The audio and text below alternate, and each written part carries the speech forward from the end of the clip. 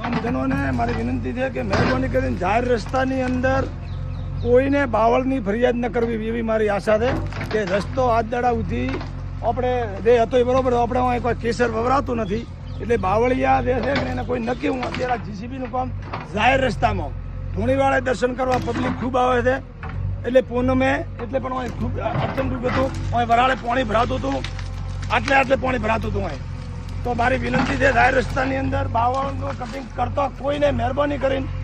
બાવળ બાજુને એકબીજાને શીખવાડવાની બધા ગામને મારી નમ્ર વિનંતી છે કે મને સપોર્ટ કરવા વિનંતી રસ્તા સારા બનાવવા છે સરકાર તરફથી સૂચના છે કે સારા રસ્તા ગામમાં થાય એવી મારી વિનંતી છે બધાને સપોર્ટ આપવા વિનંતી છે આ તમે ભાડો આ જાહેર ધૂણીવાળો રસ્તો નાખે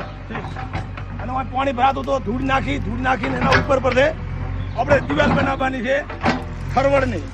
એટલે આપણે આ પંચાયત તરફથી પહેલી આપણે હજી સરકાર પૈસા આલશે તારની વાત